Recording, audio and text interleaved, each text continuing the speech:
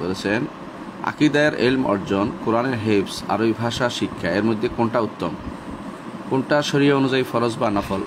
জাযাকাল্লাহ খায়রান। প্রথমত মনে রাখতে হবে এর মধ্যে এই আকীদা, কোরআন হিফজ আর আরবি ভাষা, এই তিনটার মধ্যে আবার শরিয়া, এই তিনটার মধ্যে কিছু জিনিস আছে একেবারে বাধ্যতামূলক, এটাকে বলে ফরজ আইন। আকীদার মৌলিক জিনিসগুলো জানা ফরজ আইন, প্রত্যেকটি মানুষকে জানতে হবে। সেগুলি কি? সেগুলি হচ্ছে ঈমানে মুজমাল এবং ঈমানে মুফাসসাল, অর্থাৎ কি আল্লাহ সম্পর্কে জানা, আরকানুল ঈমান সম্পর্কে জানা, আরকানুল ঈমান যেটাকে বলা সরাসরি ঈমান এবং আরকানুল ঈমান জানা, ইসলাম এবং আরকানুল ইসলাম জানা, ঈমান জানা, আরকানুল ঈমান জানা, ইসলাম জানা, আরকানুল ইসলাম জানা, এগুলি বাধ্যতামূলক, এগুলি বাধ্যতামূলক, এগুলি ফরজ, এগুলি না পড়লে চলবে না, এগুলি বাধ্যতামূলক, এগুলি না হলে চলবেই না। তো এগুলি কতটুকু জানলে বাধ্যতামূলক? সেগুলো হচ্ছে যতটুকু না হলে তার ঈমান শুদ্ধ হবে না, যতটুকু না হলে তার ইসলাম শুদ্ধ হবে না। আর সাথে সাথে কোরআনে কারীমের সূরা ফাতিহা জানা, সূরা কারীমের সূরা ফাতিহা জানা, কোরআনে কারীমের সূরা ফাতিহা এই জন্য জানতে হবে কারণ তার সালাত হবে না। তাহলে সূরা ফাতিহা জানা, কোরআনে কারীমের পুরোটা হিফজ করা কখনো কখনো যিনি আলেমে দ্বীন তার জন্য ফরজ হয়ে ফরজে কিফায়া, আর অন্যদের জন্য নফল। কোরআনে কারীমের হিফজ করা আলেমে দ্বীনের জন্য ফরজে কিফায়া আর অন্যদের জন্য নফল। কিন্তু আকীদার ইলম জানতেই হবে, কারোর জন্য মাপ নাই, কিন্তু কম বেশ আছে। ফরজে আইন কিছু অংশ ফরজে কিফায়া আছে। ধরেন আপনি আল্লাহ সম্পর্কে জানলেন ভালো করে, রাসূল সম্পর্কে এবং আল্লাহ তাআলার নাম সম্পর্কে, গুণ সম্পর্কে, আল্লাহ তাআলার কর্ম সম্পর্কে, আল্লাহ তাআলার বৈশিষ্ট্য, তার অধিকার সম্পর্কে জানলেন। এগুলি জানতেই হবে, এগুলি ছাড় নেই, এগুলি ফরজে আইন। নাহলে আপনি যে কোনো সময় শিরকে পড়ে যেতে পারেন, যে কোনো সময় আপনি কুফরি করতে পারেন। এইটুকু জানতেই হবে, কোনো মানুষ এটুকু না জেনে পারে না। দুর্ভাগ্যবশত আমাদের দেশের আলেমরা ফিকহার অনেক লম্বা লম্বা মাসালা জানে, জটিল মাসালা সমাধান করতে জানে ফিকহার, অথচ আল্লাহ সম্পর্কে জানে না, আল্লাহর নাম গুণ সম্পর্কে জানে না, আল্লাহর কর্ম সম্পর্কে জানে না, আল্লাহর অধিকার সম্পর্কে জানে না, সচেতন নয়। এরা আসলে হক আদায় করেনি, এখনো ঈমানের হক আদায় হয়নি, এখনো ঈমানদার হতে পারেনি। তো একজন মানুষ যে কোনো ঈমানদার থাকতে হয়, তাকে অবশ্যই তাকে আকীদার ইলম অর্জন করতে হবে। আকীদার ইলমটা যতটুকু বলছি অতটুকু, আর আল্লাহ সম্পর্কে জ্ঞানটা, আল্লাহর নাম, আল্লাহর সত্তা, নাম, গুণ, কর্ম, অধিকার, এই পাঁচটি জিনিস জানতেই হবে। কম বেশি জানেন, যতটুকু জানেন ততটুকু তার জীবনে যথেষ্ট। বেশি একেবারে ছোটোখাটো মশালাগুলো জানা হচ্ছে ফরজে কিফায়া, আর যেগুলো অতিরিক্ত জিনিস আছে এগুলো ফরজের নফল, যেগুলো আমরা অনেক সময় বলি যে ধরেন ভাগ ভাগ করে পড়ানো, ভাগ ভাগ করে জানা, এগুলো অতি নফল আছে।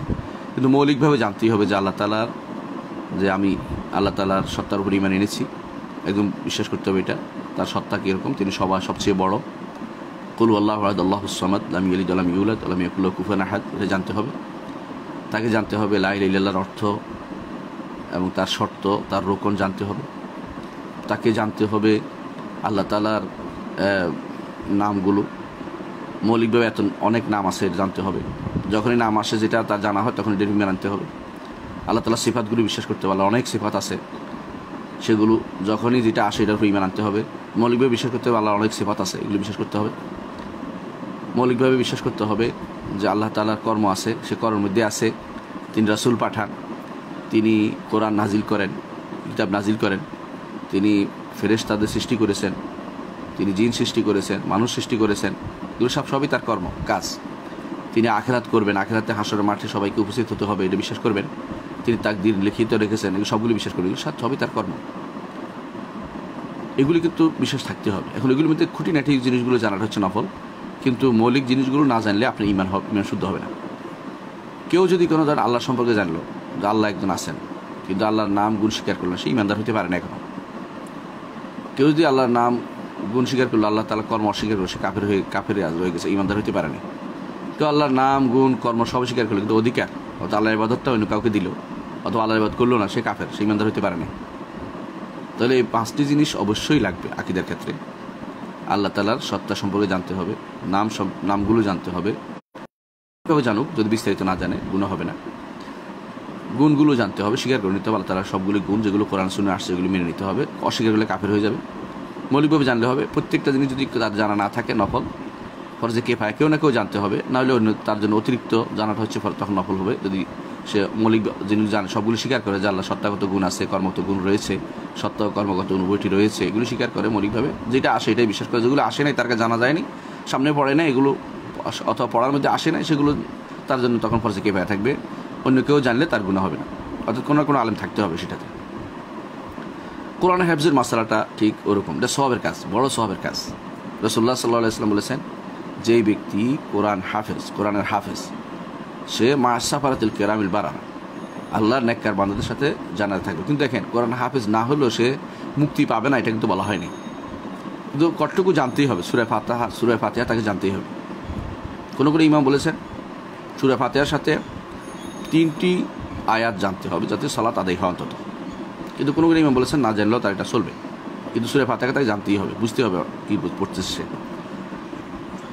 আর আরকানুল ইসলামগুলো, যেগুলো তার মৌলিকভাবে বিশ্বাস করতে হবে, আর যেটা তার সামনে পড়বে এটা করতে হবে। ধরেন সে আরকানুল ইসলামের মধ্যে সালাত তাকে পড়তেই হয়, কোনোভাবে মাপ নেই। কিন্তু ধরেন জাকাত, তার টাকা নাই, জাকাত দিতে হবে না, বিশ্বাস করতে হবে তাকে জাকাত দেওয়াটা। তার সওমের বিষয়টা, সওম তার পালন করতে হবে, বিশ্বাস করে সওম পালন করতে হবে। কিন্তু ধরেন কোনো কারণে করতে পারে নাই, তওবা করবে, ইস্তেগফার করবে, কাফারা দিবে, এগুলি আছে, হাদিসে আছে, মানবে। অথবা রমজান মাস আসার আগে সে মারা গেছে, তো তার এটা করা লাগতেছে না। তাহলে বোঝা গেল একমাত্র এগুলোর মধ্যে, আরকানুল ইসলামের মধ্যে শাহাদাতাইনের পরে, শাহাদাতাইন অর্থাৎ আল্লাহ এবং তার রাসূলের উপর ঈমানের স্বীকৃতি দেওয়ার পরে সালাতটা হচ্ছে সবচেয়ে বেশি গুরুত্বপূর্ণ। এটা না হলে ঈমানদার হওয়া যায় না, এটা ঈমানদারের পরিচিতি। ঈমানদার যে আস্থা প্রমাণ হচ্ছে সালাত। সাহাবায়ে কেরাম একজন মানুষকে ঈমানদার বলে বুঝতেন যখন সে সালাত আদায় করত। ঠিক এইভাবে আমরা নেই, যেটা আপনি প্রশ্ন করেছেন, আকীদার ইলম অর্জন ফরজে আইন, অথবা একটা অংশ ফরজে আইন, একটা অংশ ফরজে কিফায়া, আর একটা অংশ হচ্ছে নফলও আছে। নফল হচ্ছে মতভেদগুলি জানা, ভিন্ন ভিন্ন মতভেদ আছে কোনো ছোটোখাটো মাসালায়। যেমন রসুল কি রাসূলুল্লাহ সাল্লাল্লাহু আলাইহি ওয়াসাল্লামকে আল্লাহকে দেখেছেন কিনা মেরাজের রাত্রিতে, অথবা আল্লাহ তাআলার জন্য আল্লাহ তাআলা কি ইয়াকে ক্ষমা করবেন কিনা, যারা শিরকে আসগর তাদের ক্ষমা করবেন কিনা, এই জাতীয় কিছু অতিরিক্ত মাসালা যেগুলো বাড়তি ইলমের দরকার হয়, এগুলো নফল। কিন্তু মৌলিকভাবে যেগুলো না জানলেই নয়, সেগুলো ফরজে আইন। এর মধ্যে কিছু ফরজে কিফায়া আছে, অন্যরা বলে দিবে তাকে পুরোপুরি না জানতে পারলে। যেমন চাষা বুসা সবাই জানবে না, কিন্তু তাকে জানি, যখন তার বিপদে পড়বে জানিয়ে দিবে কেউ, এরকম আলেম থাকতে হবে। তার জন্য আলেমের জন্য ফরজে আইন হবে, অন্যের জন্য ফরজে কিফায়া থাকবে। এটা হচ্ছে আকীদার মাসালা। কোরআন হাফেজের ব্যাপারে সূরা ফাতিহার কথা বললাম। আরবি ভাষা শিক্ষাটা হচ্ছে আপনার জন্য কারো নিকট ওয়াজিব পর্যায়ে পড়ে। যদি কোনো সে দিন শিখতে চায় তার জন্য ওয়াজিব, সবার জন্য না। যে ব্যক্তি আল্লাহর দিন শিখবে তার জন্য ওয়াজিব, অর্থাৎ যে ব্যক্তি দাঁড়ি ইলাল্লাহ, আল্লাহর পথে দাওয়াত দিবে, যে ব্যক্তি আলেমে দিন হবে, যে ব্যক্তি আল্লাহর দিন নিয়ে কথাবার্তা বলবে, তার জন্য জানাটা ফরজ। কারণ সে তো ভুল বলবে নইলে। যারাই আজ দেখা গেছে আরবি ভাষা সম্পর্কে অজ্ঞ থেকে, তারাই ভিন্ন ভিন্ন ভুল ব্যাখ্যা দিচ্ছে যে কোনো জায়গাতে। এই জন্য তার জন্য শুধুমাত্র ওয়াজিব, সাধারণ মানুষের জন্য ওয়াজিব না। সাধারণ জন্য সেটা ফরজ ওয়াজিব কিছুই না। আরবি ভাষা জানাটা ফরজ ওয়াজিব কিছু না। জানাটা ভালো তাদের জন্য, যদি এটা শিখতে হয় কোরআনের ভাষা, সেটা হাদিসের ভাষা, সেটা আমার নবীর ভাষা, এবং সেটা সাহাবায়ে কেরামের ভাষা, আমাদের সম্মানিত আলেমদের ভাষা, কিতাবের ভাষা, আমাদের সে সমস্ত গ্রন্থের সাথে আমাদের সম্পর্ক, আত্মার সম্পর্ক, সেগুলির ভাষা, সেগুলি এই জন্য আরবি ভাষা জানাটা গুরুত্বপূর্ণ। কিন্তু আমরা সবার উপর ফরজ করে দিচ্ছি না, কিন্তু যারা আলেম দিই তাদের জন্য জানতেই হবে। তাহলে আমরা বিষয়টা আশা করি বুঝতে পেরেছি। আল্লাহ আমাদের বোঝার তৌফিক দান করুন। সেভাবে প্রত্যেকটা জিনিস সেভাবে নিতে হবে।